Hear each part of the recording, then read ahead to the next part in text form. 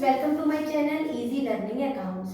आज की इस वीडियो में हम उन जनरल एंट्रीज को रिवाइज करेंगे या पढ़ेंगे जो कि chapter retirement of the partner में सारी इंपॉर्टेंट है और वो सारे एक ऑर्डर ले लेंगे ताकि अगर हमें जनरल एंट्री का क्वेश्चन आ जाए तो हमारे पास एक ऑर्डरली सारी एंट्रीज होनी चाहिए जिसको हम लेके अपना पूरा question retirement of the partner का अटेंड करते हैं। क्लियर है?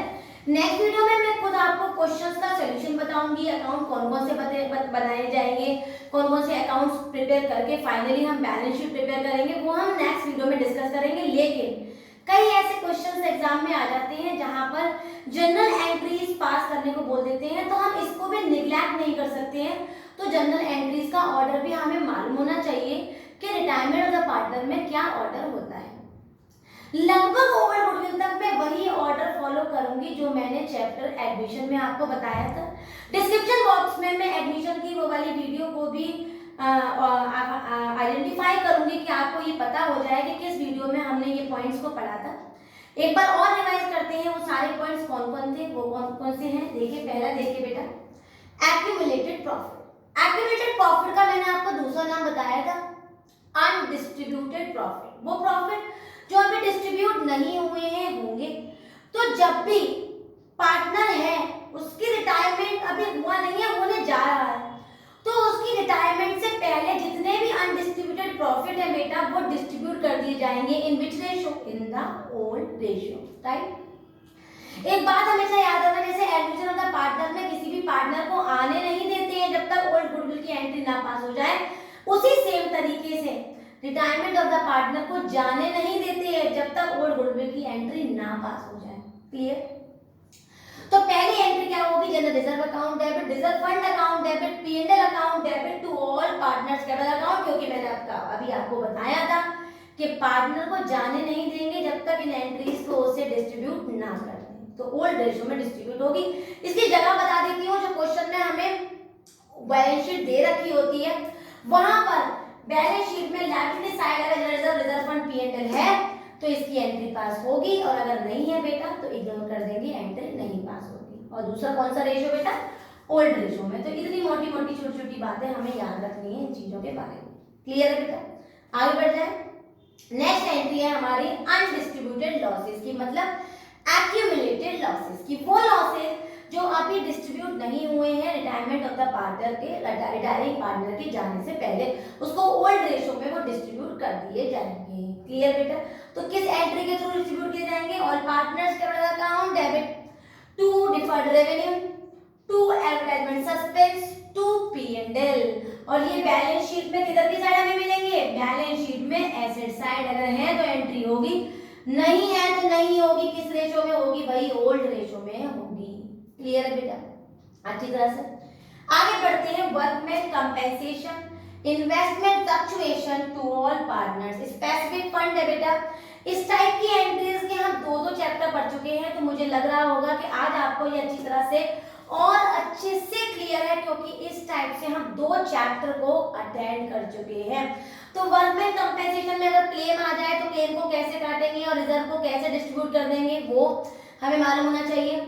इन्वेस्टमेंट फ्लक्चुएशन रिजर्व है, और अगर क्वेश्चन में हमें इन्वेस्टमेंट की मार्केट प्राइस और कॉस्ट प्राइस दोनों गिवन है, तो याद रखना बेटा, कॉस्ट प्राइस से मार्केट प्राइस को माइनस करेंगे, उस वैल्यू को उठाकर रिजर्व से एडजस्ट करेंगे, जो पैसा बचेगा रिजर्व में उसे ही पार्टनर्स में बांटेंगे। किस रेशियो में बेटा? ओल्ड रेशियो में। और इनकी जगह क्या होगी? अगर ये होगी क्वेश्चन में तो बैलेंस शीट में हमेशा लायबिलिटी साइड दिखेगी। कई ऐसी बुक्स हैं जहां पर ये एंट्री और ये एंट्री साथ में कर दी गई है, मैंने आपको अलग अलग बताया है ताकि आप गलती ना करें। नेक्स्ट देखिए, रिवैल्यूएशन अकाउंट। रिवैल्यूएशन अकाउंट वही अकाउंट जहां पर एसेट्स का बढ़ना, लायबिलिटी का घटना, अनरिकॉर्डेड एसेट्स का मिल जाना, मतलब फायदे को हम उतारते हैं डेबिट साइड, और एसेट्स का घट जाना, लायबिलिटीज का बढ़ जाना, या अनरिकॉर्डेड एसेट्स का, अनरिकॉर्डेड लायबिलिटीज का अचानक से आ जाना, मतलब लॉसेस को उतारते हैं डेबिट साइड। और अगर हमारा बैलेंस क्रेडिट में बैलेंसिंग होती है तो प्रॉफिट कहलाती है, और एंट्री होती है रिवैल्यूएशन टू ऑल पार्टनर्स। और अगर क्रेडिट साइड बैलेंसिंग की करते हैं तो वो हमारे लॉसेस होते हैं, मतलब all partners capital account debit to revaluation. Right? तो इनकी जनरल एंट्री को किस तरह से लेंगे बेटा? देखिए, assets account debit, liabilities account debit, unrecorded assets account debit to account being assets increase, liability decrease, unrecorded assets now recorded. Clear है बेटा? और अगर लॉस हो जाए तो revaluation account debit to assets to liability to unrecorded liability being assets decrease, liability increase and unrecorded liabilities now recorded. Clear है? और अगर बेटा बैलेंसिंग हमारी डेबिट में हो रही है तो वो revaluation account debit to all partners, और अगर क्रेडिट में हो रही है तो all partners capital account debit to revaluation account. इसका खाता अगर मैं शॉर्ट में यहाँ पर आपको बना के दिखाऊं बेटा तो कुछ इस तरह से बनता है। रिवैल्यूएशन अकाउंट ये होता है डेबिट साइड, ये क्रेडिट साइड, यहाँ आ जाती है एसेट्स, यहाँ लायबिलिटी, यहाँ अनरिकॉर्डेड एसेट्स, यहाँ पर to assets to liability to unrecorded liability. अगर बैलेंसिंग बेटा हमारी इधर की साइड हुई है तो यहाँ बैलेंसिंग होती है प्रॉफिट से, तो revaluation account debit to all partners, यहाँ पर सारे पार्टनर्स में बांट देते हैं। और बेटा अगर बैलेंसिंग हमारी क्रेडिट साइड हुई है तो ये होता है बाय लॉस, और सिमिलरली ये भी ऑल पार्टनर्स में डिस्ट्रीब्यूट हो जाता है। किस रेशो में?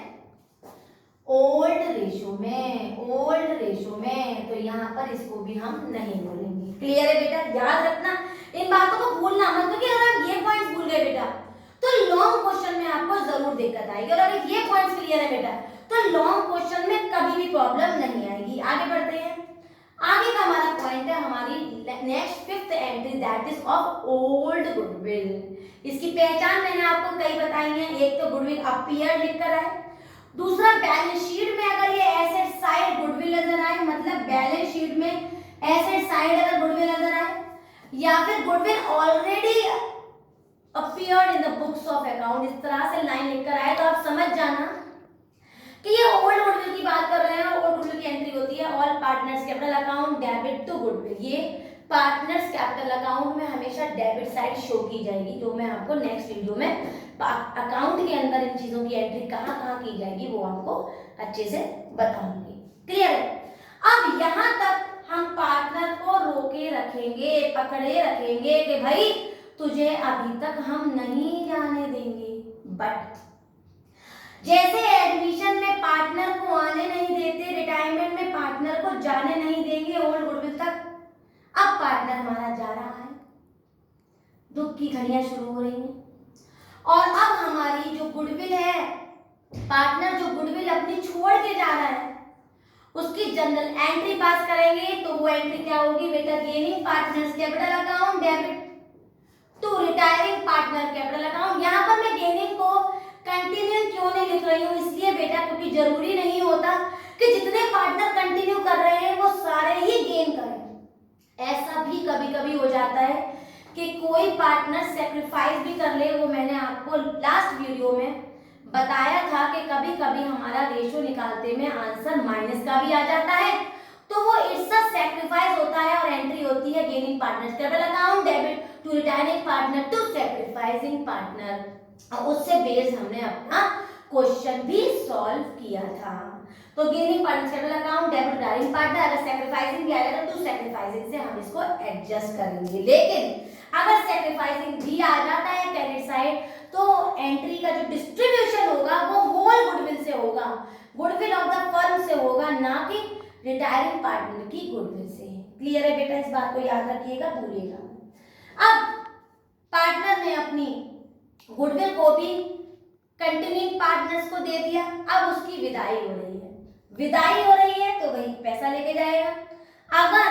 अगर फर्म उसको पूरा का पूरा पैसा दे देगी, क्वेश्चन बताएगा ये बात, अगर फर्म उसको पूरा का पूरा पैसा दे देगी, याद रखिएगा, तो एंट्री होगी retiring partner capital account debit to cash account being amount paid to the retiring partner, being amount paid to the retiring partner. लेकिन मान लो रिटायरिंग पार्टनर को पेमेंट देना था 50,000 और फर्म ने दिए उसको 40,000, इसका मतलब 10,000 अभी फर्म देगी, दिए नहीं है, इसका मतलब वो फर्म के लोन अकाउंट में ट्रांसफर हो जाएगा पैसा, लोन ही तो हो जाएगा।